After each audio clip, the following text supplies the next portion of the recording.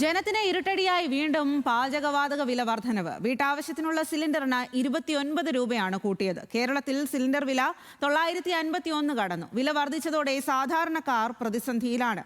നിത്യജീവിതം മുന്നോട്ട് കൊണ്ടുപോകാൻ കഷ്ടപ്പെടേണ്ട സാഹചര്യമാണെന്നും ഗ്യാസ് വില വർദ്ധിച്ചതോടെ കുടുംബ ബജറ്റ് താളം തെറ്റുമെന്നും വീട്ടമ്മമാർ പറയുന്നു. കോഴിക്കോട് നിന്നും ആകാശ് തടത്തിൽ തയ്യാറാക്കിയ റിപ്പോർട്ട് കാണാം. വാണിജ്യ സിലിണ്ടറുകൾക്ക് പുറമെ ഗാർഹിക സിലിണ്ടറുകൾക്കും വില വർദ്ധിച്ചിരിക്കുകയാണ്. 29 രൂപയാണ് ഇന്ന് വില കൂടിയിരിക്കുന്നത്. ഇത് സാധാരണക്കാർക്ക് വലിയ തിരിച്ചടിയാണ്. ഇപ്പോൾ നമ്മളുള്ളത് ഒരു വീട്ടമ്മയുടെ അടുത്താണ്. ഇവരോട് തന്നെ ചോദിക്കുക, ഇപ്പോൾ 3 മാസത്തിൻ്റെ ഇടയിൽ 2 തവണയാണ് സിലിണ്ടറിന് വില കൂടിയിരിക്കുന്നത്. വലിയ തിരിച്ചടിയല്ലേ? തിരിച്ചടിയാണോന്നോ? നമ്മൾ കേരളം ഉൾപ്പെടെയുള്ള എല്ലാ സംസ്ഥാനങ്ങൾക്കും ഇരുട്ടടി പോലെ പ്രത്യേകിച്ച് വീട്ടമ്മമാർക്ക് ഒരു ഇരുട്ടടി പോലെയാണ്. മാസത്തിൽ 3 പ്രാവശ്യം എന്ന് പറഞ്ഞോണം ഈ ഗ്യാസിന് വില ഇങ്ങനെ കൂടിക്കൊണ്ടിരിക്കുമ്പോൾ സാധാരണക്കാരായ ആളുകൾ എങ്ങനെ ജീവിക്കും? അതുപോലെ തന്നെ ഒരു ഭക്ഷണം കഴിക്കണമെങ്കിൽ ഹോട്ടലിൽ മുഴുവൻ ഇപ്പോൾ വില കൂടിക്കൊണ്ടിരിക്കുകയാണ് ഗ്യാസിൻ്റെ പേരും പറഞ്ഞിട്ട്. അപ്പോൾ ആ ഗ്യാസിൻ്റെ സാധാരണക്കാരെ രക്ഷിക്കാനാണ് ഒരു ഗവൺമെൻറ് വേണ്ടത്. ഇത് അടിക്കടി കേന്ദ്ര ഗവൺമെന്റിന് സാധാരണക്കാരുടെ ഒരു വിചാരവും ഇല്ലാതെ അടിക്കടി ഇങ്ങനെ ഗ്യാസിനായാലും എല്ലാ സാധനങ്ങൾക്കും ഇങ്ങനെ വില കൂടിയും കൊണ്ടാണ് ഈ ഉള്ളത്. അപ്പോൾ ഈ കേന്ദ്ര ഗവൺമെന്റ് ഈ പെട്രോളിനും അതുപോലെ തന്നെ ഡീസലിനും വില കൂടിയാൽ നമ്മളെ ഈ രാജ്യത്തുള്ള എല്ലാ സാധനങ്ങൾക്കും വില കൂടിക്കൊണ്ടിരിക്കും. പ്രത്യേകിച്ച് ഹോട്ടലിൽ ഭക്ഷണം കഴിക്കുന്നവർ ഹോട്ടലുകാർ ഒക്കെ പൂട്ടുന്ന ഗതികേടിലാണ് ഈ ഗ്യാസിന്റെ വില ഇങ്ങനെ കൂടിക്കൊണ്ടിരിക്കുകയാണ്. ഒരു സാധാരണക്കാരെ ഇരുട്ടടിയാണ് സംഭവിക്കുന്നത്.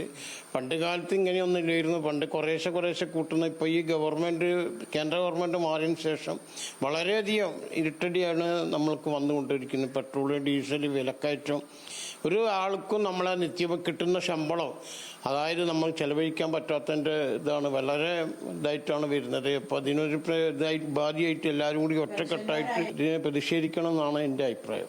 വിറക് അടുപ്പിലേക്ക് മാറേണ്ട ഒരു സാഹചര്യത്തിലേക്ക് കിടക്കുകയാണോ?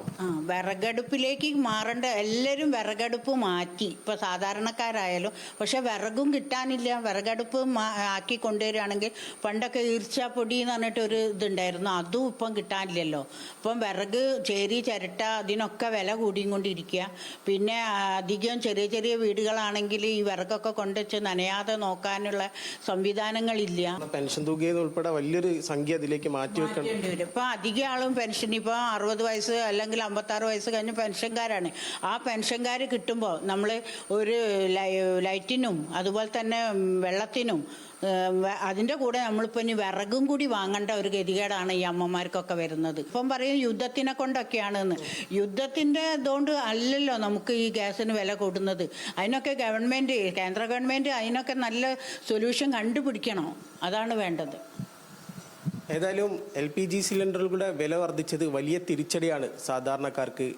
വീട്ടമ്മമാരെല്ലാവരും പ്രതിഷേധിക്കണം എന്നാണ് എല്ലാവർക്കും പറയാനുള്ളത്.